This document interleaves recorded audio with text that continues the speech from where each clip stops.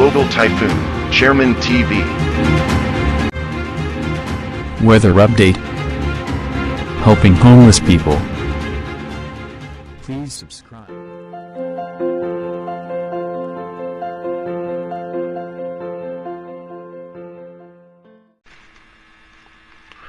Magandang hapon po. Ito po ang latest update natin ng ngayong araw, January 24, 2024. Patuloy nga pong nakakaapekto sa ating bansa itong shear line na posibleng nagdudulot nga po yan ng pagulan. Dito nga sa may parte ng Bicol Region, Quezon, Oriental Mindoro, Romblon at Marinduque. At yung amihan naman o yung northeast monsoon ay apektado naman po niya ng Cagayan Valley, Aurora, Cordillera at kasama rin po dyan yung Metro Manila at natitirang bahagi ng Luzon. Sa may Visayas and Mindanao naman, asahan naman natin yung localized thunderstorm. At tayo naman po sa advanced weather forecast ng European Center, iba yung pag-iingat at paghahanda sa ating mga kababayan sa may parte ng Mindanao dahil magkakaroon nga po ng posibleng sama ng panahon sa labas po yan ng Philippine Area of Responsibility dito po nga yan sa parting baba. Pero yung extension ng kaulapan niyan ay makakaapekto po dito nga sa may parte ng Mindanao na posibleng magdulot po yan ng mga malalakas na pag-ulan, pagbaha at pagguho ng lupa. Dumako muna tayo sa ating rain map animation kung saan nga yung mga posibleng lugar na makakaranas ng pag-ulan. Mamaya nga pong alas 6 ng gabi, tuloy-tuloy po may tsansa pa rin ng pag-ulan. Itong nasabing lugar sa may parte ng Bicol Region, sa may Mindoro Provinces, sa Romblon, Marinduque, dahil po yan sa shear line. May tsansa rin ng pag-ulan dito nga sa may eastern section ng Mindanao. At pagdating naman po ng alas 10 mamayang gabi, asahan pa rin po natin tuloy-tuloy pa rin nga po yung tsansa ng pag-ulan dito nga po sa may parte ng Bicol Region.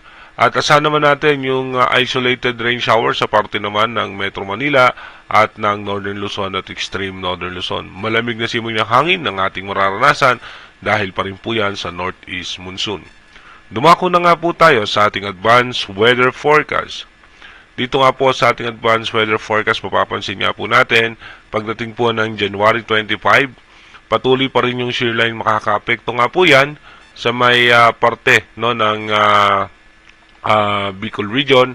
At pagdating naman po ng alas 5 ng hapon ng January 25, mas bababa na po yan hanggang sa parte ng Visayas. Pagdating naman po ng January 26, mas bababa pa po yan hanggang dito nga sa may parte ng Mindanao, kaya makakaranas na nga po ng mga pag-ulan.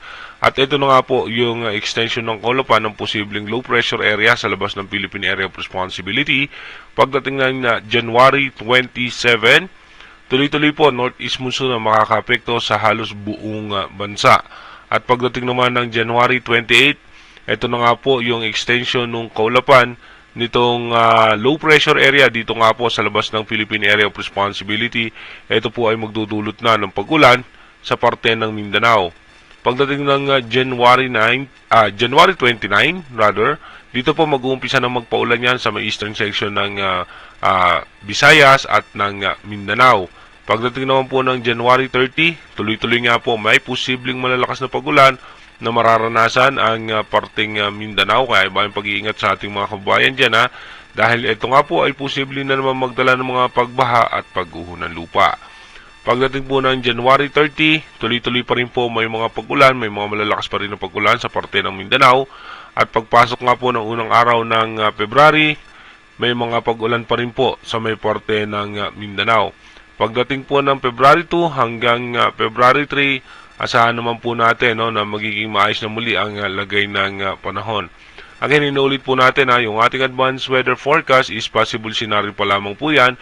Malaki pa rin po ang tsansa na magbago yan. Kaya manatili tayong tumutok sa ating advanced weather forecast para malaman po natin yung mga posibleng sama ng panahon na makakaapekto sa ating bansa.